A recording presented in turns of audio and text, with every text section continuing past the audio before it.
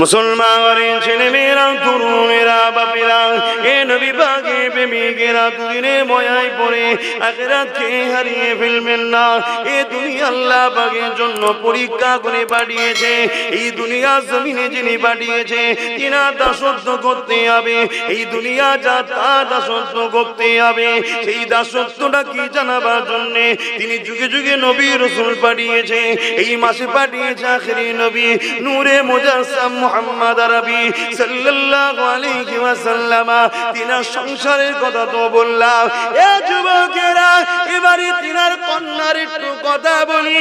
আল্লাহ নবী আমল করে একজন সাথে মেহমানকে নিয়ে আল্লাহ নবীর বেটি ফাতেমা ঘরে যেতে লেগেছে। ফাতেমাটা কে? ফাতেমা যে কিনা হাসান হোসেনের আম্মা যান। ফাতেমাটা কে? ফাতেমা যে কিনা শিরে আলীর স্ত্রী।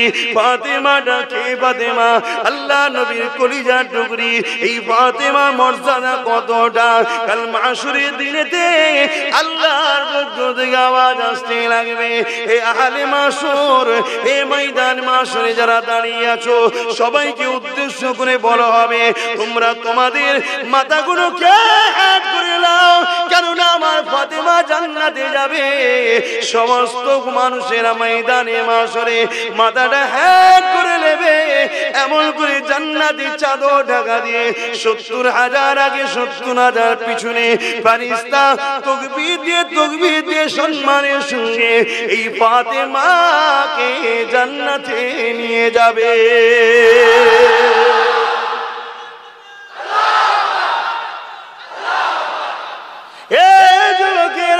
এই ফাতেমা হুজুরের ঘরের একটু কথা বলি শোনে। আল্লাহ পেয়েছে এত সহজে নয়, এত মর্যাদা এমনি পাইনে গো। কারবালার জমিনে তো বাচ্চাকে শহীদ তো করিয়ে দিল। আসলে এই বিষয়ে আজকে আলোচনা করছি না।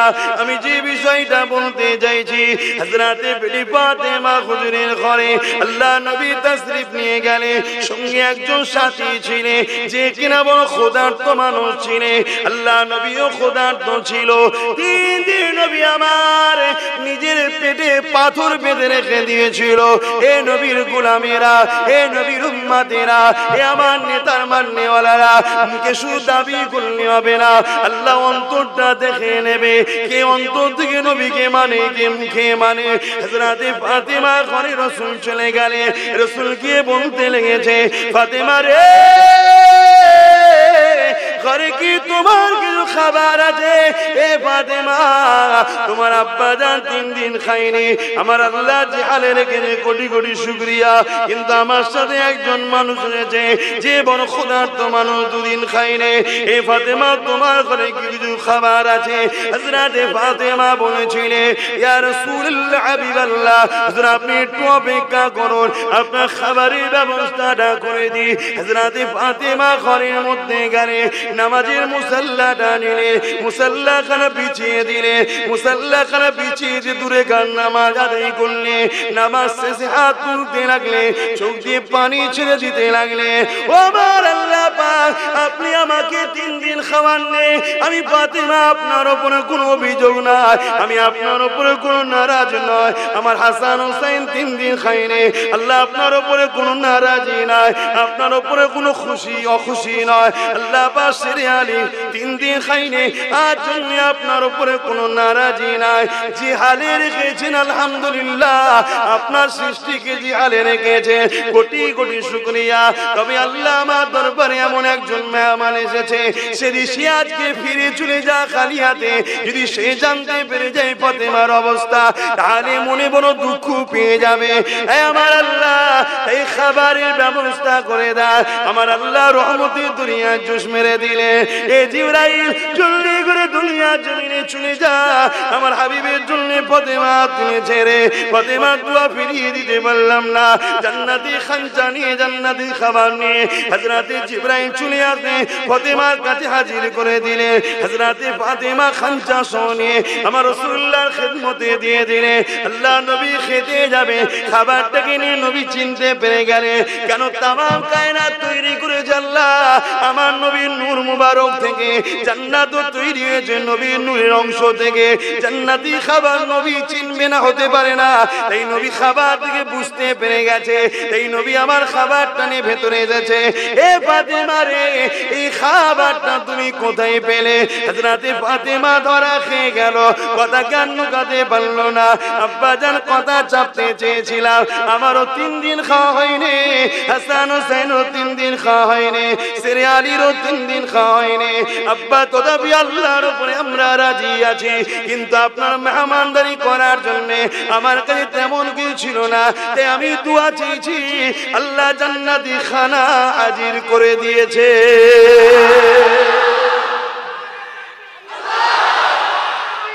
আল্লাহ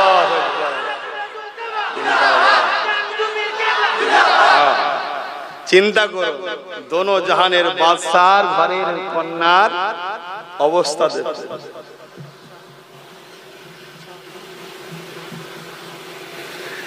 তাদের পরিবারের অবস্থা দেখুন, আর আজকে আমরা কি করছি। যদি কারো সংসারে অভাব হয়, মানেন তো নাকি? ভাই বলে ছেলে বলে কারো সংসারে অভাব হয়, বিশ্বাস করুন 41 দিন তাহাজ্জুদে নামাজ পড়ে, দরুদে ওজিফা করে, 100 বার কম করে দরুদ পড়ে আল্লাহর কাছে হাত তুলে বলুন, আল্লাহ আমার সংসারে বড় অভাব, আমার প্রয়োজন। আমার আল্লাহ আপনার 1000টা রুজির দরজা খুলে দেবে। জোরে বলুন সুবহানাল্লাহ। আপনি যাচ্ছেন কোথায়? দুনিয়া আপনাকে নানা রকম দিক দিয়ে ষড়যন্ত্র করছে। মহিলা সমিতির লোনের সিস্টেম বেরিয়েছে, মহিলা ছাড়া লোন দেওয়া হবে না। এটা একটা পরিকল্পনা, আমাদের পর্দানিশীরা মা গুলোকে বাইরে বার করা, ফর্ম ফিল আপ করার জন্য পরপুরুষের পাশে বসানোর একটা ষড়যন্ত্র। লোনের নামে এসি রুমে ডেকে নিয়ে পার্সোনাল কথা বলার একটা প্ল্যান। কেন না তারা জানে যে ইসলামের পুরুষদের দোয়া এখন কবুল যদি না হয়, মহিলাগুলো দোয়া এখনো কবুল হবে। জোরে বলুন সুবহানাল্লাহ। তাই তারা জানে যে এদের সঙ্গে কখনো আমরা লড়াই পারিনি আর পারবো না। কেন এরা যখনই দোয়া করে আসমান থেকে আবাবিলের মতো এখনো পাখি আসবে, এখনো ফেরেশতা আসবে। জোরে বলুন সুবহানাল্লাহ। তাই এরা দুয়ার জায়গাটাকে বন্ধ করার জন্য আমাদের মা বেটিগুলোকেও বাইরে বার করছে বিভিন্ন দিক দিয়ে। তাই 10,000 15,000 টাকার জন্য, 1000 2000 টাকার জন্য আমার মা বোনেরা বেপরদা হবে। হালাল ইনকাম করা শরীয়তে জায়েজ, বেপরদা হবে। আল্লাহ আমাদেরকে সৎ বুদ্ধি দেন। আমার কথায় বেজার হচ্ছে? দরুদ শরীফ আল্লাহুম্মা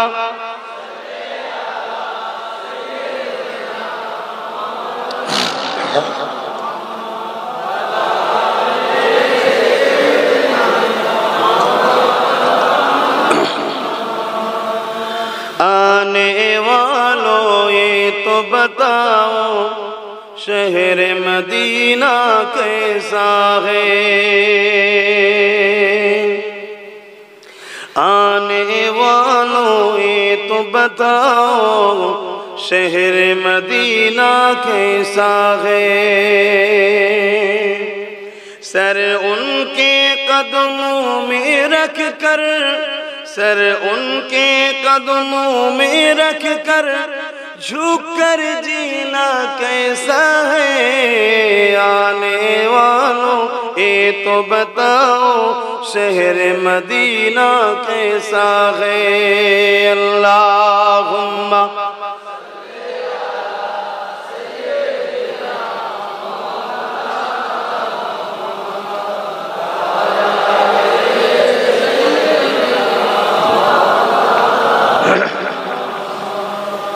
আমার বাপ ভাইরা, দুনিয়া একেবারে শেষের দিকে। কিয়ামতের যে আলামত আমার রাসূল বলেছিলেন 70টা, তার মধ্যে 65টা ঘটে গেছে। একেবারে দুনিয়া শেষের দিকে বাপ, সব কথা বলতে পারছি না। আমার রাসূলও কিছু কথা আম সমাজে বলার নিষেধ করেছে। এতটুকু বলছি, দুনিয়ার বেশি দিন নাই। এই সামান্য আর কটা দিনের জন্য ঈমানকে হারিয়ে ফেলবেন না। আমার তো বড় ভয় হয় রাসূল পাক সাল্লাল্লাহু আলাইহি ওয়াসাল্লামের ওই কথাগুলো শুনে, যে মসজিদ ভর্তি লোক থাকবে, ঈমানদার কেউ থাকবে না। আল্লাহ আমাদেরকে হেফাজত করে, বলুন আমিন। ঈমান প্রেমের নাম।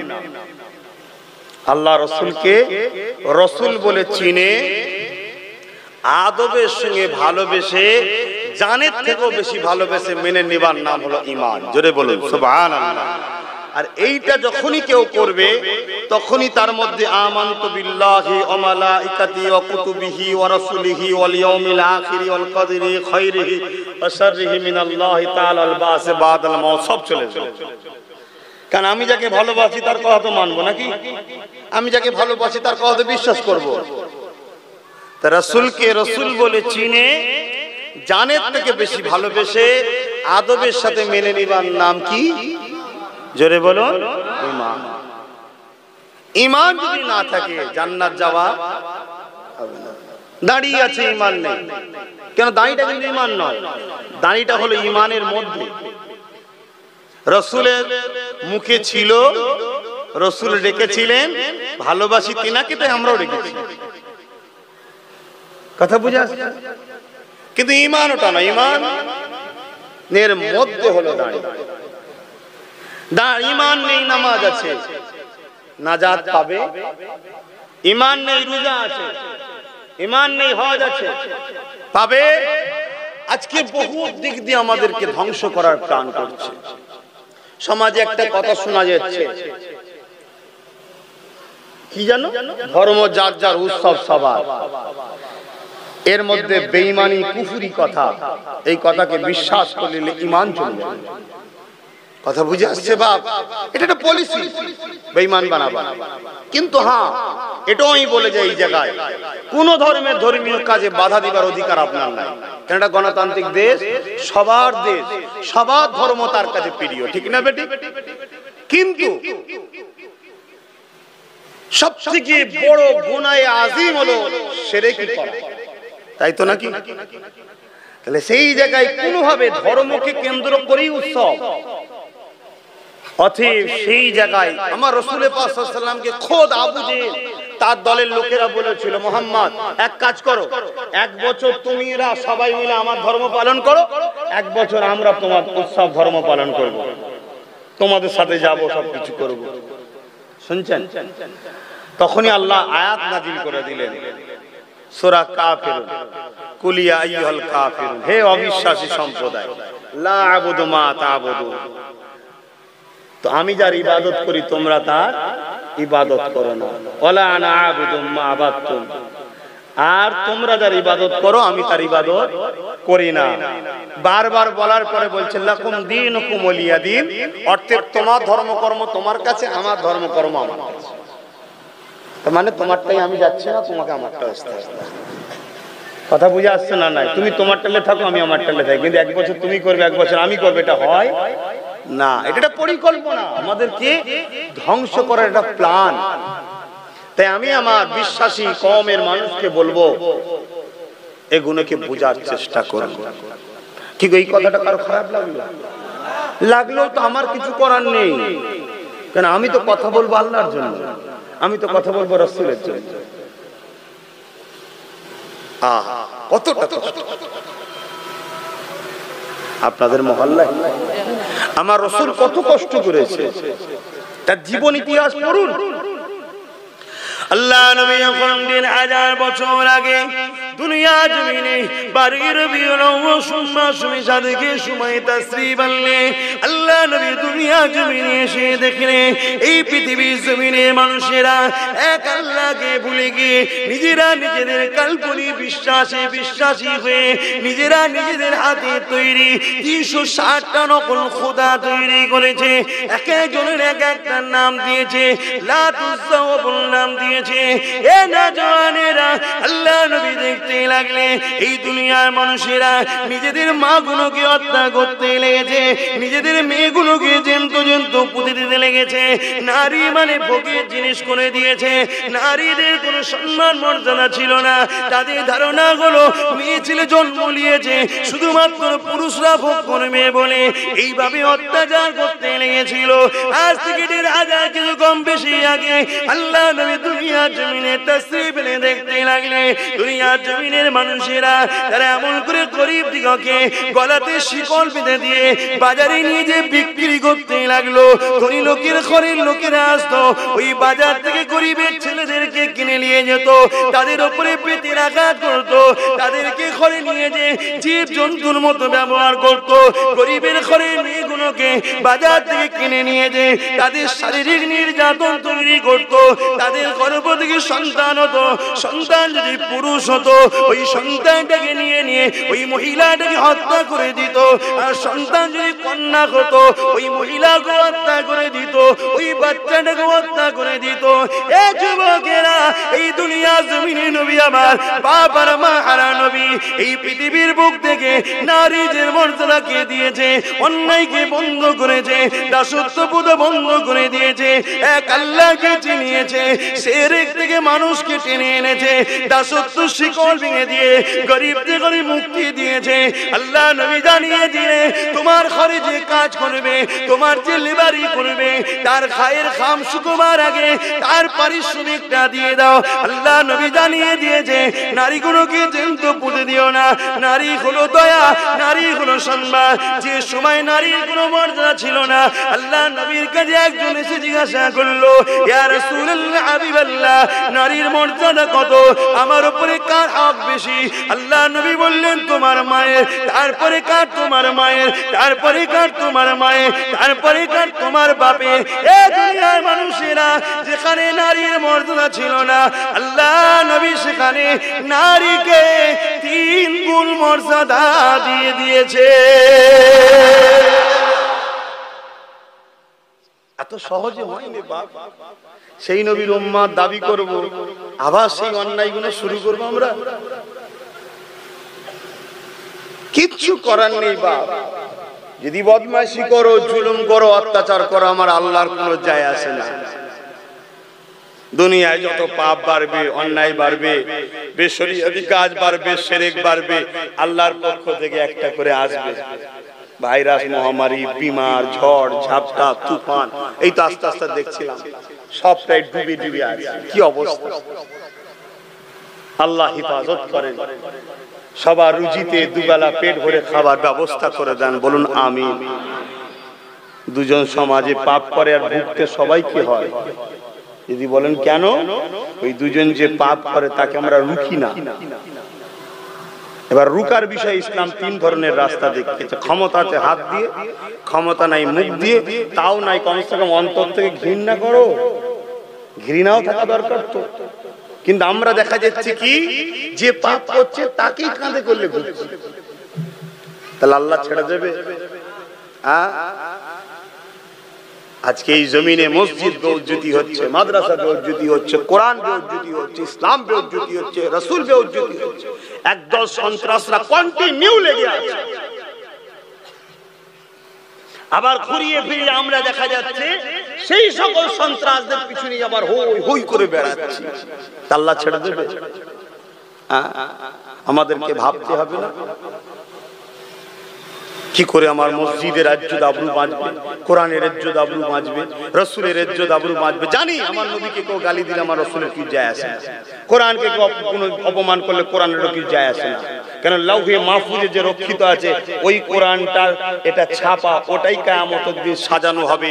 ওই কোরআনের, দুনিয়ার এই কোরআনকে যে প্রেম করবে একই কথা, সে কিয়ামতের দিন তার শাফাআত করে জান্নাতে নিয়ে যাবে। জোরে বলুন সুবহানাল্লাহ। কিন্তু একদল দুপায়ে পশুরা দিনকে দিন অপমান অপদস্থ করে যাচ্ছে, কিন্তু কোরআন কোনদিন কাউকে আঘাত করতে, অপমান করতে কিন্তু শিক্ষা আমাদেরকে দেয়নি। ঠিক না? ঠিক। বড় আফসোস। আসুন, আমরা নিজেরাও তো কোরআনকে অপমান করছি, আমরাও তো কোরআনকে অপমান করছি। যে ঘরে কোরআন আছে আমরা সেই ঘরে গান বাজনা থেকে শুরু করে বেশরিয়াতি থেকে শুরু করে সবটাই তো করছি আজকাল। ভুল বলছি? বন্ধ করো। এরপরও যদি মনে হয় আব্বাস সিদ্দিকী তোমার কথা নেই চলেগা তো কচি পোড়া হোক আব্বাস সিদ্দিকী, কিচ্ছু হবে না, আমার বয়ে গেছে। তোমার যদি দাওয়াত না করো আমার অসুবিধা আছে? 10 মাস তো লকডাউনে কেটে গেল, খাওয়া হয়েছে না হয়নি আব্বাস সিদ্দিকী? শুকিয়েছিলাম না ইট চেঁচড়েছিলাম? আল্লাহ ভালোই খাওয়াচ্ছিল, অসুবিধা আরো ভালো খাওয়া ছিল। তখন তো ঘরে বসছিলাম, প্রায় ধরতে গেলে সব ভাইয়েরা মিলে আর মিলে আশপাশে সব গ্রামের লোকে দোকানলে প্রায় তামার হাড়ি চাপানো হতো, বিরিয়ানি হবে আজকে। ঘরে বসে আছি, টেনশন নেই, পেট খারাপ হলেও অসুবিধা নেই। আর জলসা থাকলে হাজার টেনশন, পেট ঠিক রাখতে হবে। এই কথা বলতে বলতে সমস্যা হবে, কথা বলবো কোথায়? তখন বলো দেখেছিস কত গিলা গিলিয়েছে হুজুরটা। আল্লাহ রেজেকের মালিক, জলসা কিন্তু আমার রেজেক না, এটা ওসিলা। এতগুলো লোক বসে আছো, কেউ চাষ করে, কেউ কাপড়ের ব্যবসা করে, বিভিন্ন কাজ করো। অনেক ছেলে তো এলাকার আবার বাইরে বাইরে থাকে, তাই তো নাকি? সব ছেলেরা ভালোবাসে আমাকে, বাইরে বাইরে থাকে, জলসা করে বলে সব এসছে। তো সব তো কাজ কারবার করে চলছে আল্লাহ কারে, তা আমারও চালাতে পারেন আল্লাহ। এটা হচ্ছে মাধ্যম, একজনকে একটা ওসিলায় আল্লাহ দিচ্ছে, কিন্তু রেজেক হলো আল্লাহ। আল্লাহকে ধরো, আল্লাহকে মহব্বত করো, ভালোবাসো, পিয়ার করো। কটাই নামাজ হবে, আজান হবে কটায়? একটু বলি নাকি? 4:30 পর্যন্ত হোক, অসুবিধে কি আছে? অক থাকবে, অক থাকবে না, তখন অক কমজোর হয়ে যাবে, নামাজটা পড়তে হবে না। শোনো, হবে কি হবে না, কবুল হবে কি না হবে, অত আমার মাথায় ঢুকিয়ে লাভ নেই। রুকু দেবো, মাথা হ্যাট করবো। আল্লাহ তোমাকে সেজদা করেছি, তোমার রুকু দিয়েছে, হয়েছে কি হয় না আমি জানি না, ওটা তোমার দয়ার উপর নির্ভর, তাই তো নাকি? দয়া করে নিলে হবে না। আল্লাহ কারো মুখাপেক্ষী নয়, আল্লাহুস সামাদ, আল্লাহ কারো মুখাপেক্ষী নয়। কথা বুঝে আসছে? তবে হ্যাঁ, আল্লাহ পাক কিন্তু একমাত্র তিনার হাবিবকে ভালোবাসেন। জোরে বলেন সুবহানাল্লাহ। আর হাবিবের খাতিরে, হাবিবকে যারা ভালোবাসে তাদেরকেও আল্লাহ ভালোবাসে। জোরে বলেন সুবহানাল্লাহ। আমি বলিনি, আল্লাহ খোদ নিজে বলেছেন। আহা, কি মাকাম দিয়েছে আমার নবীকে। সেই নবী কত কষ্ট করেছে জানেন না, এই হককে প্রচার করতে গিয়ে। আল্লাহ নবী মক্কা জমিনে এসে দাওয়াত দিতে লেগেছে, এ মক্কা মানুষেরা এক আল্লাহকে মেনে নাও, আনা মুহাম্মাদুর রাসূলুল্লাহ, আমাকে নবী বলে মেনে নাও। এ দুনিয়ার মানুষেরা, ইসলামের জোর জবরদস্তি চলে না। আল্লাহ আমাকে পাঠিয়েছেন তোমাদের জন্য মেসেঞ্জার করে খবর দিতে। আমি তোমাদেরকে খবর দিয়ে দিলাম, এই জমিন আসমান কায়নাতের একমাত্র মালিক লিল্লাহি মা ফিস সামাওয়াতি ওয়া মা ফিল আরদ, একমাত্র মালিক আল্লাহ। লাম ইয়ালিদ ওয়া লাম ইউলাদ, তিনার কোনো বাপ মা নেই, তিনার কেউ জন্ম দেয়নি, তিনার কোনো স্ত্রী ছেলে পুলে নাই। ওয়া লাম ইয়াকুল্লাহু কুফুয়ান আহাদ, তিনি এক অদ্বিতীয়, তিনার সমকক্ষ সমতুল্য কেউ না। এ দুনিয়ার মানুষেরা, তোমরা যে নিজেদের কাল্পনিক বিশ্বাস করে 360টা নকল খোদা তৈরি করেছে, কোনো তোমাদের মন গড়া, কারণ আল্লাহকে কেউ দেখে না, তার কোনো ফটো ছবি কিছুই নাই। তাই তোমরা যেগুলো তৈরি করেছে, কোনো ভুল ধারণা তোমাদের, এইগুলোকে তোমরা উপাসনা করো না। তোমরা সেই আল্লাহর উপাসনা করো যার ইশারাতে সূর্য ওঠে, চাঁদ ডোবে, চাঁদ উঠে সূর্য ডোবে, যার ইশারাতে বিশাল সাগরে তুফান হয়, যার ইশারাতে জমিন হয়েছে, আসমান হয়েছে, যার ইশারাতে মায়ের গর্ভে সন্তান হয়, যার ইশারাতে রাত হয়, দিন হয়, ঝড় হয়, তুফান হয়। এ দুনিয়ার মানুষেরা, আল্লাহ তিনি যুগে যুগে নবী রাসূল পাঠিয়েছে, ঈসাকে পাঠিয়েছে, মুসাকে পাঠিয়েছে, ইব্রাহিমকে পাঠিয়েছে, দাউদকে পাঠিয়েছে, ইব্রাহিম খলিলকে পাঠিয়েছে, ইসাকে পাঠিয়েছে, ইসমাইলকে পাঠিয়েছে, আমি আব্দুল্লাহর বেটা মুহাম্মদকে তোমাদের জন্য পাঠিয়েছে। কিয়ামত পর্যন্ত আমার নেতৃত্ব তোমাদেরকে মানতে হবে। তোমরা চলে আসো আমার দিকে, আমার কথাটা মেনে নাও। মক্কা সেই সময়ে যারা নকল খোদার উপাসনা করত, বড় বড় পাথর নিয়ে আমার নবীকে মেরেছে, আমার নবী রক্তাক্ত খরেজে বসে বসে কাঁদে। আমার আল্লাহ বলতে লেগেছে, হাবিব মনে দুঃখ ব্যথা নিও না গো, তুমি আমার কথা বলতে গিয়ে মার খেয়েছো, তুমি আমার কথাই মানুষকে শোনাতে গিয়ে মার খেয়েছো। আমার হাবিব তামাম পৃথিবীর মানুষ যদি আমি আল্লাহ আমাকে না মানে এতে আমার কোনো ক্ষতি নাই, তামাম পৃথিবীর মানুষ যদি আমাকে না ডাকে এতে আমারও কোনো ক্ষতি নাই। হাবিব তুমি কি আমাকে মানো? আমার নবী সাদা আগুন তুলে বলতে লেগেছে, আশহাদু আল্লা ইলাহা ইল্লাল্লাহ, আল্লাহ আমি সাক্ষী দিচ্ছি আপনি একমাত্র মালিক। আমার আল্লাহ জানিয়ে দিলেন, আমার হাবিবের তামাম পৃথিবীর মানুষ যদি আপনাকে না মানে এতে আপনারও কোনো ক্ষতি হবে না, দুনিয়া যদি আপনাকে গালিও দেয় এতে আপনার কিছু ক্ষতি হবে না। আমার হাবিব রে, আমি আল্লাহ মালিক সাক্ষী দিয়ে দিলাম তুমি মুহাম্মদ রাসূলুল্লাহ।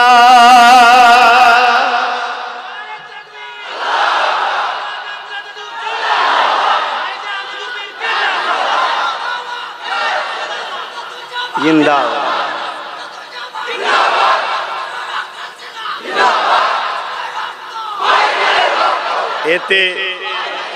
এতে দুনিয়ায় কি আমার রসুলকে মানলো, কি আল্লাহকে মানলো, আল্লাহরও কোনো অসুবিধা নেই, রসুলের কোনো অসুবিধা নেই।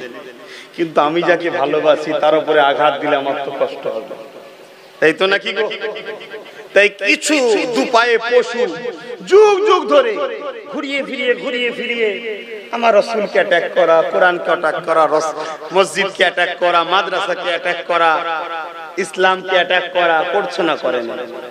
হ্যাঁ, অথচ কেউ পারবে? কোন মুসলমান নবী প্রেমিক মুসলিম দাবি করলে হয় না। লোক মনে করে মুখে দাড়ি থাকলেই মুসলমান, রবীন্দ্রনাথ ঠাকুর থাকলে তো ডবল মুসলমান হয়ে যেত। তাহলে লোক মনে করে বড় গলি জামা পরলে হয়তো মুসলমান, মাথায় টুপি থাকলেই মুসলমান না। ইমানদার মুমিন মুসলমানের কথা বলছি, যে নবীকে ভালোবাসে, একটা কেউ নবীর প্রেমিক বলতে পারবে? কোন ধর্মস্থানে একটা ছোট্ট ঢিল মারতে পারবে? জোরে বলো। রাতের অন্ধকারে মারতে পারবে? কারো ধর্মগ্রন্থকে কেউ খারাপ কমেন্ট করতে পারবে? চিৎকার দিয়ে বলো পারবে? হ্যাঁ কি না? কেন পারবে না? কি জন্য পারবে না? রাতের অন্ধকারে কোন ধর্মের স্থানে একটা ঢিল মারতে পারবে না কেন? একটাই কারণ, মদিনাওয়ালা আমার প্রেমিক আমায় বারণ করেছে। জোরে বলুন সুবহান। আমার প্রেমিককে যারা গালি দেয় তাদেরকে জানিয়ে দিই, জবান সামলে কথা বলো। কেন? আমার মুহাম্মদ শুধু আব্বাসের নয়, আমার মুহাম্মদ তামাম মখলুকাতের সরদার। জোরে বলুন সুবহান। তুমি যাকে গালি দাও, কটূক্তি করো, সে তোমারও নেতা। মূর্খ হয়ে, দুপায়ে পশু হয়ে তুমি নিজের নেতাকে নিজেই গালি দিয়ে ফেলছো। আর আমার নেতা আমাদেরকে শিখিয়েছে, আমরা তিনাকে মেনে নিয়েছি বলি আমরা কখনো কোন ধর্মগ্রন্থ, কোন ধর্মকে, কোন ধর্মগ্রন্থকে, কোন ধর্মের স্থানকে আমরা চোখের আড়ালে কারো থুতুও ফেলতে পারবো না, ঢিলাও ছুঁতে পারবো না। কেননা আমার আল্লাহ সব দেখতে পাই। জোরে বলুন সুবহান। কিন্তু দুঃখের বিষয়, একদল দুপায়ে পশু তারা বারবার এইভাবে অত্যাচার করছে। করে না? করে না? ধিক্কার। আল্লাহ আমাদের ঘরে সেই সকল দুপায়ে পশু থেকে হেফাজত করেন, বলুন আমিন। সেই সকল অভদ্র মানুষ থেকে আমার বাংলা, আমার দেশ এবং বিশ্বকে হেফাজত করে, বলুন আমিন। কেননা এরা একটা বিজনেস করছে, বিজনেস। সেই বিজনেসটা হলো ফিতনা হলে তাদের লাভ। তাই আমরা আমাদের ভালোবাসার মানুষকে আঘাত করে।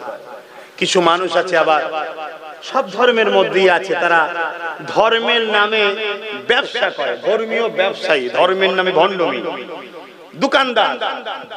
তাই কিছু লোক মনে করে, বিশেষ করে এটা পশ্চিমা দুনিয়ায় যেভাবে মানুষ ইসলামের দিকে দ্রুত আসছে, নবীর দিকে, তারা মনে করে হয়তো আমাদের দোকানের খদ্দের চলে যাচ্ছে।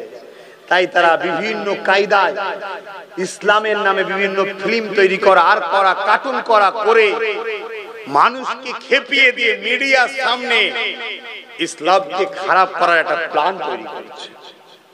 এবারে আমরা যারা ভালোবাসি অনেক সময় রাগের মাথায় ছোট বড় কথা বলে ফেলি। যেমন সেদিন একটা কথা আমি বলে ফেলেছিলাম রাগের মাথায়, কিন্তু কোন ধর্মের লোককে বলেছি কথা বলে, কোন ব্যক্তিকে বলেছি? যারা সন্ত্রাসী করবে, যারা সমাজে ফিতনা ছড়াবে, তাদের উপযুক্ত শাস্তি হওয়া দরকার। সেই শাস্তিটা আমি নিজের মুখে বা নিজের হাতে কথা বলাটা গণতান্ত্রিক দেশে শোভা পাই না, কিন্তু সেইটাকে কেটে নিয়ে একদল লোক নিজের গায়ে পেতে নিয়ে সমাজের মধ্যে একটা কিন্তু পায়ের উপরে পা দিয়ে বাংলার মাটিকে একটা গরম করতে চাইছে। কথা বুঝে আসছে না? তারা বাংলায় দীর্ঘদিন দাঁত গলাতে চেয়েছিল, পারেনি, আর ইনশাআল্লাহ পারবেও না। ঠিক না বেটি? তারা যতই ষড়যন্ত্র করুক, আমরা রাসূলের আদর্শে আদর্শিত হয়েছি। আমার রাসূল কখনো কখনো নির্দোষের উপরে জুলুম করার ইজাজত দিয়েছে? জোরে বলুন, দিয়েছে? যদি অন্য ধর্মের হোক, সে যদি নির্দোষ হয়, তার উপরে জুলুম করার কোন অধিকার আছে? তাই আমরা সর্বসময় তারা যতই চেষ্টা করুক, আমরা বড় ঠান্ডা মাথায় মস্তিষ্কের সাথে চলার স্বপ্ন নেব, চেষ্টা করব, ইনশাআল্লাহ বলব। কিন্তু জানি ভালোবাসি, অনেক সময় কষ্ট হয়ে যে অনেকে বলে ফেলে। কিন্তু আব্বাস সিদ্দিকীর কোন বক্তব্য, কোন ভিডিও, কোন সম্প্রদায়, কোন ব্যক্তি, কোন নির্দোষ মানুষের বিষয়ে কোন রকম আমার কোনদিন কটূক্তি একটা বার করতে পারবেন না, ইনশাআল্লাহ বলে যাচ্ছে। কিন্তু কেউ যদি কেটে নিয়ে ছোট ছোট করে ছাড়ে, এডিট করে ছাড়ে, আগে পিছু করে ছাড়ে, বিভ্রান্তি হতে পারে। তাই কারো কথা শুনে, কারো শুনে সমালোচনা করবে না। অনেকে গরম করার জন্য আমাকেও আবার ছোট বড় গালিগালাজ দিচ্ছে, যাতে করে আমার ভালোবাসার মানুষগুলো গরম হয়। খবরদার গরম হবেন না, কেননা তৎকালীন সময় দুপায়ে পশু আবু জেল, উতবা, সাইবা, ওরাও আমার নেতাকে গালি দিয়েছিল। আর সেই নেতার কাজ করতে গিয়ে নবীর গোলামকে যদি গাল খেতে হয়, অসুবিধে কিছু নাই। অসুবিধা আছে? সবর করো, ধৈর্য ধরো। তবে হ্যাঁ, ধৈর্যের নাম, সবরের নাম ঘরে গিয়ে কেতা মুড়ি দিয়ে উঁ করে কাঁদা নয়। কথা বুঝে আসছে না? সন্ত্রাস যারা, সেই সন্ত্রাস গুলোকে মানুষকে চিনানোটা দরকার আছে। ঠিক না বেটি? এটা কিন্তু দায়িত্ব সবার, যে সন্ত্রাস কারা, ফিতনা কারা সরাতে চাইছে। একটা মানুষ 1.5 ঘন্টা 2 ঘন্টা কথা বলে, সেটাকে যদি কেউ 2 মিনিট 3 সেকেন্ড 30 সেকেন্ড 1 মিনিট করে ছাড়ে, বিভ্রান্তি হবে না? আরে কখনো কোন ধর্মের মানুষের উপরে আঘাত দেওয়া চলবে না। এই বিষয়ে একটা কথা বলে যায়, কেন প্রথমে আয়াতটা বলেছিলাম, ওমা আরসালনাকা ইল্লা রাহমাতাল লিল আলামিন। আমার নবী হলেন তামাম আলমের জন্য দয়া, রহমত।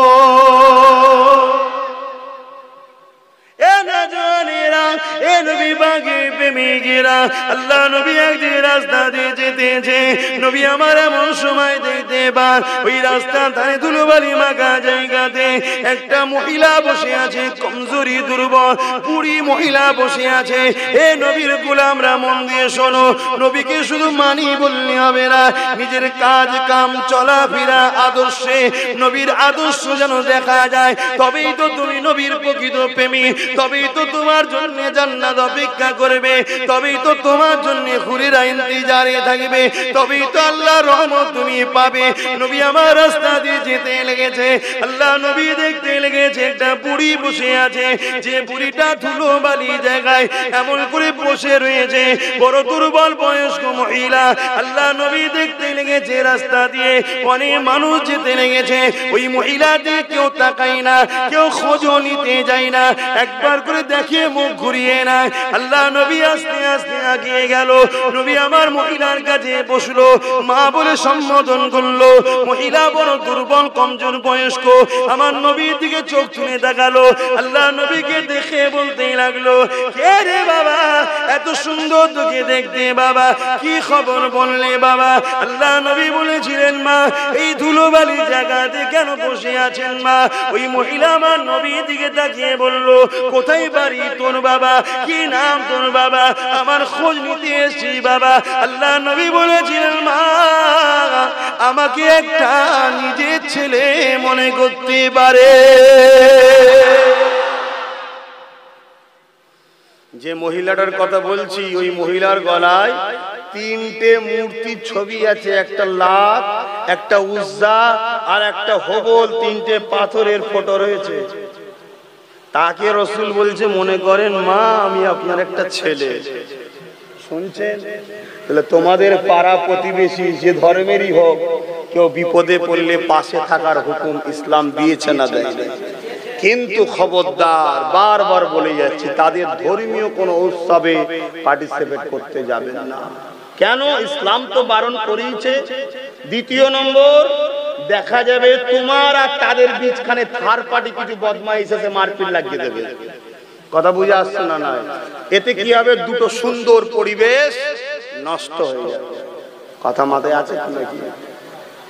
না বলছো হুজুর ওইটা বললে হয়, ওখানে ঘুরতে ঘুরতে যেতে হবে না। হ্যাঁ,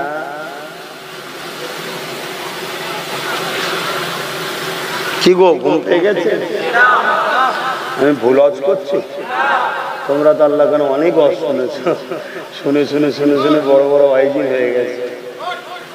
আর সময় নেই, কে আড়াল করছে আবার? যাক, আল্লাহ কখনো সময় দেয়, আবার হবে, নামাজের ব্যাপার আছে। হে নবী সালাম,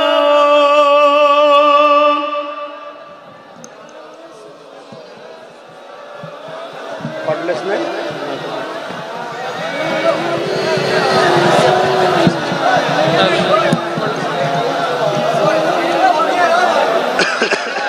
হ্যাঁ, পিছিয়ে যাও, পিছিয়ে যাও। ও সালাম বড় বসবে কি করবে? পিছিয়ে যাও, যাও। সভ্যতাই সবকিছু। প্রত্যেকে কি হলো? জ্বলছে।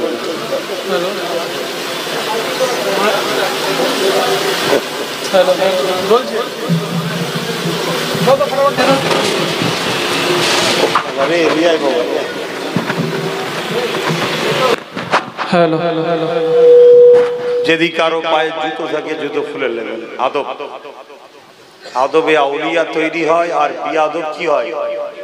আবু জেহেল হয়। আবু জেহেল আদব ছিল বলে ওমর ফারুক হয়ে গেল, আর আদব ছিল না বলে আবুল হাকাম আবু জেহেল হয়ে গেল। ভালোবাসেন তো ভাইজানকে? খবরদার, ভালো মানুষ হন। মানুষ মানুষের পাশে দাঁড়াবেন। কোন অমুসলিম ভাই যদি এসে বলে, ভাই আমার বাচ্চার বিবাহ দেব, কন্যার অর্থ দরকার, তাকে সাহায্য করুন। কারো পরনার কাপড় নেই, শীত বস্ত্র, ঈদ বস্ত্র বা বিভিন্ন কাপড় প্রয়োজন, কারো দিন। সব ধর্মেই গরিব আছে, আল্লাহ আপনাকে দেয়, আপনি দিন। সব থেকে বড় ইসলামে ভালো কাজ হলো গরিবকে খাওয়ানো। যে কোনো ধর্মেরই হোক, অমুসলিম হোক, যেই হোক, তাকে খানা খাওয়ানো। কারো ঘর পড়ে গেছে, এই যেমন পানি পানি সব অবস্থা, তেরপোলের দরকার, ঘরে কিছু দরকার, দেন, কোনো অসুবিধা নেই। কিন্তু একটা জায়গা মাথায় রেখে দেবেন, যে জায়গায় আল্লাহ রাসূল অখুশি হয়, আল্লাহ খুশি হয়, সেটা হলো ধর্মীয় কাজে কখনো যাবেন না। কেন? হযরতে ফারুক আজম থেকে রায়াত, ওই সময় আল্লাহর পক্ষ থেকে লানত বর্ষণ হয়। কেন? শিরক হলো সব থেকে বড় কবিরা গুনার কাজ। অনুরোধ করে গেলাম আমার যুবকদের ঘরে, কেন এই দুনিয়ায় একটা থার্ড পার্টি বলে লোক আছে, কি আছে না? না, দেখা যাবে তোমরা হয়তো ভালোভাবেই রয়েছো, টুক করে কিছু একটা অশান্তি করে দেবো, ওই মোল্লারাই সব করেছে, তাহলে কি হবে?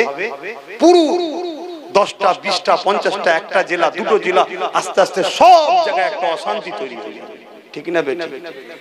খবরদার ভাই আমার, তুমি তোমার ধর্মীয় পালন করো, ধর্মের উৎসবে থাকো, ধর্মীয় কাজ করো, আনন্দ করো, ইসলামের স্টাইলে করো, আর সে তার করো, সে তার করো। কথা বুঝে আসছে? তাদেরও পরিবারের স্ত্রী আছে, মা আছে, বেটি আছে, তারা একটু বেরোবে, তাদের ধর্মীয় কাজে একটু খুশি আনন্দ করে ঘুরবে। সেখানে তোমরা দিদি 50-60 জন 100 জন যে ভিড় করো, তাদেরও একটা বাধা হয়ে দাঁড়াবে। এগুলোকে মাথায় রাখো। এইসব কথাগুলো সমাজে আবিষ্কার করে তথাকথিত কিছু স্বার্থলোভী মানুষ, যারা সমাজে ফিতনা হলে রাজনীতি ভালো হয়, তারাই সব প্রচার করে যে ধর্ম যার যার উৎসব সভা। নাউজুবিল্লাহ বলো নাউজুবিল্লাহ। এটা শিরক, এটা শিরকি কথা, এর মধ্যে শিরকি কুফরি আছে। এবার যদি বলেন আমরা মশলা বুঝি না, আপনারা মশলা বোঝেন, তাহলে বাবার কিছু বলার নেই। কি গো ইমাম সাহেব, মৌলানা সাহেবরা, এখন কেউ যদি বলে তোমরা মশলা বোঝো নাকি, তাহলে যদি বলেন আর কিছু বলার নেই। কি গো মানেন তো নাকি? যুবকদের বলছি, মানো তো নাকি? খুব সাবধান হও, খুব সাবধান। লোভে পাপ, পাপে মৃত্যু। প্রথমে হারাম খাওয়াবে, হারাম খাওয়া অভ্যেস হয়ে গেলে দেখবে আস্তে আস্তে জমি জায়গা সব লিখে নেবে, আস্তে আস্তে দিশে হারা হয়ে যাবে। আব্বাস সিদ্দিকী অনেক বলেছে, অনেক বুঝিয়েছে, ক্যাসেট খুলবেন সব টাইমে টাইমে মিলিয়ে নেবেন, আর বাপ বেশি কিছু বলবো না। যার ভালো লেগেছে চলে এসেছে, দাম থাকে প্রকাশ্য থাকুন, আর নাই দিলে দিলে ভাইজানকে রাখুন। ফলো রাখবেন পীরজাদা এমডি আব্বাস সিদ্দিকী বা পিএবিএস, কি করছি না করছি ঠিক সময় ঠিক জায়গায় ঠিক টাইমে কাজ করে করে করে চলে যাবে। আর যার দম আছে প্রকাশ্য থাকুন। কথা বুঝে আসছে না? না ভয় লাগছে? ভাইজানের সাথে থাকলে জেলে যেতে হবে।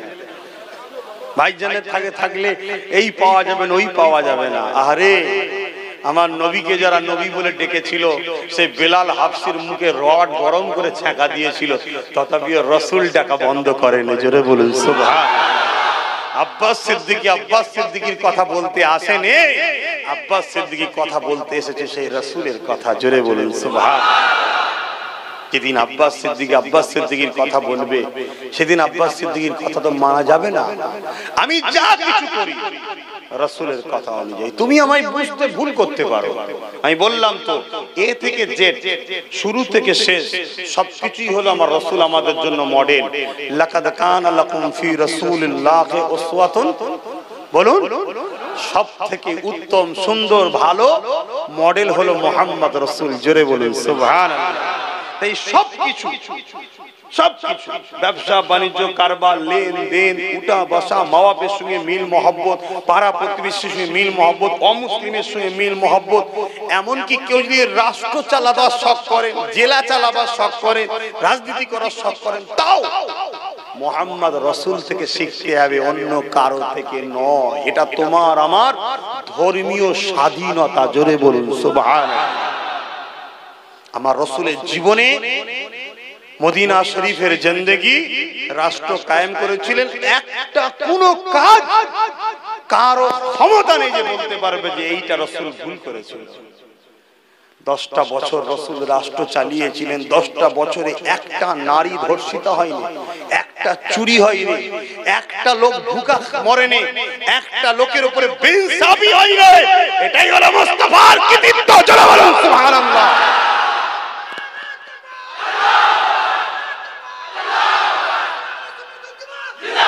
পৃথিবীর সবকিছুর উত্তম মডেলটা হলো মুহাম্মদ রাসূল। জোরে বলেন সুবহানাল্লাহ। হয়তো কেউ ভাবতে পারেন আব্বাস সিদ্দিকী তুমি তো বলবেই, কেন তুমি তো মানো না। আমি বলছি না, আমি তো ফজকে আজকে সবে পড়ছি, আমি তো ছাত্র।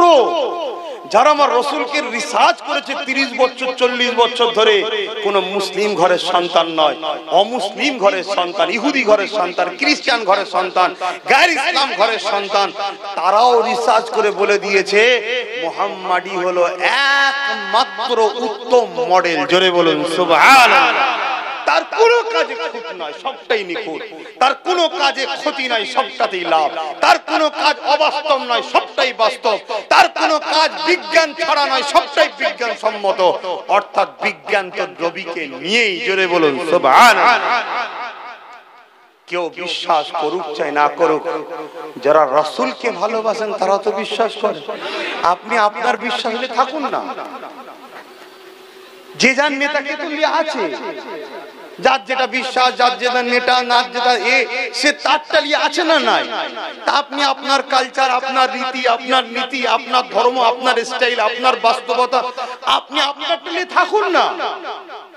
আপনারটা ভালো নয়, এর থেকে ধার করছেন, ওর থেকে ধার করছেন, ওর থেকে ধার করছেন কেন? আপনি নিজের মধ্যে দেখুন তো।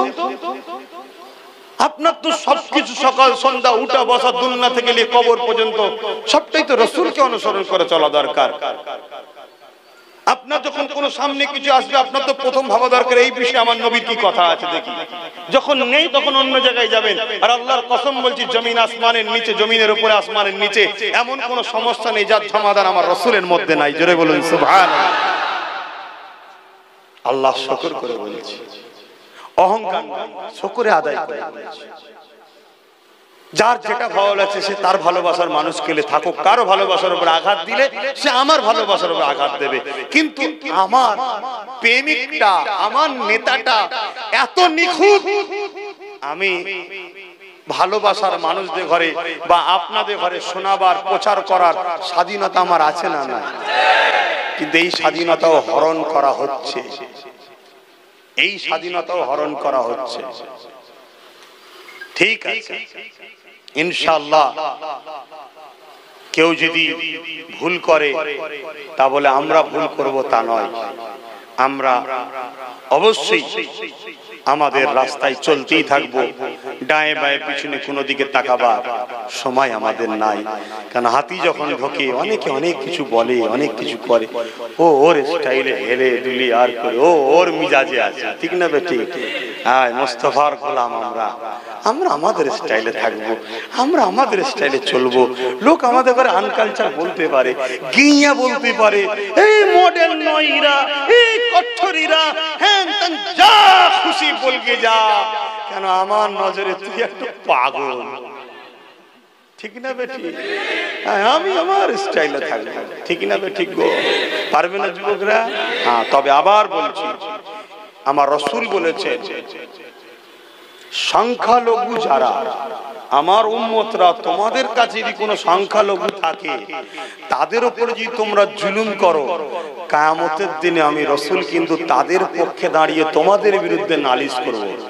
কোন গ্রামে 100টা ঘর আছে, 30টা অমুসলিম আর 70টা মুসলমান, ওই 30টা হলো সংখ্যালঘু। ওদের উপরে যদি 70টা মুসলমান কোন রকম জুলুম করেন, কিয়ামতের দিন কিন্তু নবীকে পাশে পাবেন না। শুনছেন?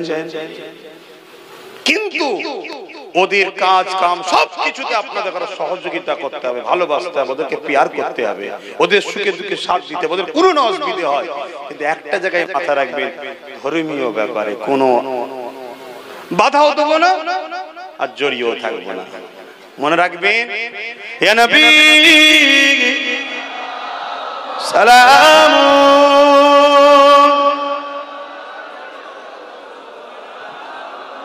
ইয়া রাসূল, ইয়া হাবিব,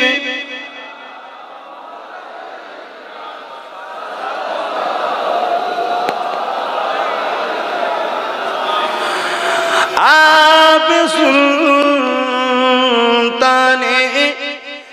मदीना महबूबे वहियो ओ सकीना, नूर से मामूर और सीना, मुस्क से बहता आपसीना, नबी सलाम,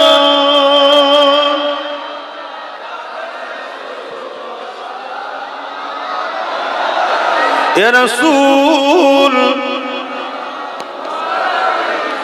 হাবিব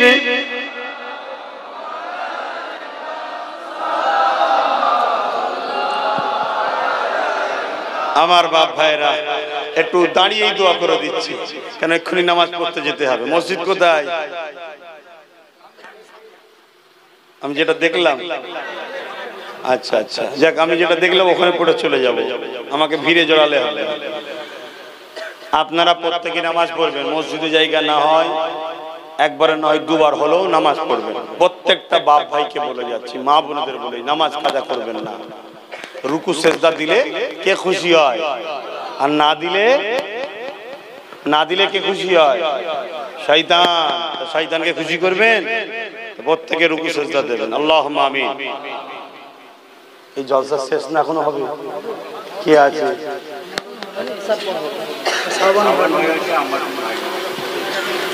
আমার ভাইরা, ও আলহামদুলিল্লাহ, এই জলসা এখনো হবে, ইশার পরে আবার সবাই আসবেন। আল্লাহুম্মা আমিন। আয় আল্লাহ, হাবিবের খাতে রহমত করে, দয়া করে আমি গুনাহগারকে যা কিছু বলালেন বললাম, আপনার জন্য বলেছি, আপনার হাবিবের জন্য বলেছি। কে খুশি কে অখুশি জানি না, আপনি খুশি হলে আল্লাহ আমি কামিয়াবি, আপনার রসুল খুশি হলে আমি কামিয়াবি। আর যদি আপনি আপনার রসুল নারাজ হয়ে যান, বেকার হয়ে যাবে। আল্লাহ ভিক্ষা চাইছি, আমার এই আলোচনাকে আপনি কবুল করেন, আমাদের এই আশাকে কবুল করেন, আমাদের বসাকে কবুল করেন, আমাদের দানকে কবুল করেন।